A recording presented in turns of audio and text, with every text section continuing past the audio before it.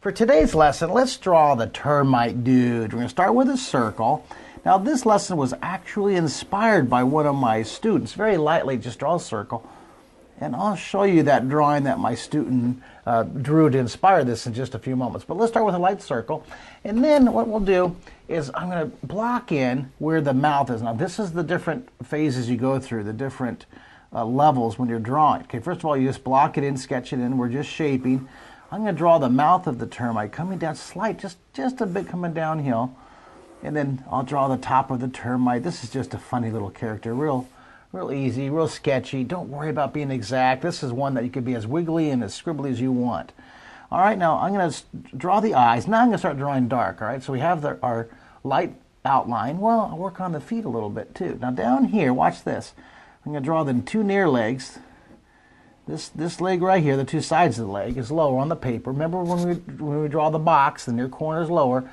And the back side of the box, the back side of your drawing, the back side of the character is going to be shorter. This is closer. This is farther away. See? Close is larger, farther away is smaller. Okay, now what I'll do for the feet, instead of going straight across, I'll angle it down just a bit. Same angle as this is lined up. This is lined up, if you look at it, like the bottom of the box again. I sure say that a lot. In direction northwest, right? Going uphill. Well, look at this. I'm going to draw his foot coming down that same direction, just a little foot, little proportion here, see?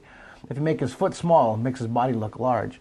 And this foot back here, I'll bring it down just to the guideline there, and I'll have this foot, maybe I'll turn the direction. I'll have it going in this direction, which is direction southwest, okay? One of those four directions. Remember, we have we have northwest, we have southwest coming down, we have northeast, and we have southeast. Those four are the four directions we use the most, even with a simple cartoon character like this. Okay, let's draw the near eye of the termite. There's the near eye and the far eye way back here. Put that far eye, that size. Near thing is larger again. Then we'll draw the termite's snout. Now, this is a termite species that was discovered off the coast of Australia 56 years ago. I'm just joking. I'm making up a science fiction story. See, you kids, you're the author of the next century. You guys are author illustrators. You can make these wonderful stories and these whole worlds on your paper, okay? So here's the jaw. Now look at the fun teeth. I made it all jagged. Now let's take your pencil and let's get it really dark underneath here. Take your pencil, get it really dark up underneath there. Real dark. And then, look at, I'm going to draw a little darker. You know what I'm going to do right here where the leg is? I'm going to use overlapping. I'm going to draw a line here, a couple of wrinkles, and have the leg coming out of the body, and I'll put a shadow. Darken. This is a good time to start darkening in the detail. I'll darken in the detail. And then we'll put a little shadow. Now look at this. Look at what we've done here. Less than 3 minutes, and you got a great shape. Now I'm going to keep the lights. Look at this. I'm going to put our light direction. Our light's coming from up there, right? And I'll go ahead and, I love putting a little peeling arrow to identify where the light's coming from. So our sun coming from that direction, so I'll shade under the eyes here. Take your pencil. You can use the side edge of your pencil too if you want. Shade down here, little shadow. Then use the edge of your pencil. I'm going to turn my drawing. Sometimes it's easier to shade like this when you turn your drawing. And I'm going to take the edge of my pencil and put a dark little shadow underneath his mouth. All the way underneath his mouth. See, it's easy for me to hold my pencil like this when I shade. And then I'll shade dark, and then I get lighter and lighter and lighter. Okay, does that make sense? Look at this. The sun's up here. It's darker down here on this edge, really dark, away from the sun's up here. See, this is a good practice for your shading for a sphere. Then get lighter and lighter. Look at this. Darkness is here. And you're going to get lighter and lighter as you go up, okay? Now, let's go ahead and draw. I'm going to draw little arms. Here's proportion again. If I draw small little arms and small little feet, it makes the termite look huge. So I can put little fingers.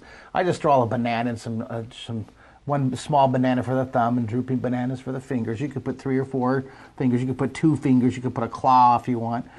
Now for this termite, I'm going to put a little wing back here. Watch this. It's a flying termite.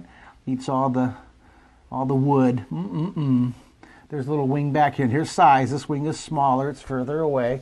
And here, put some action. Look at the wings are fanning, they're beating the wind. Here, put some more action lines.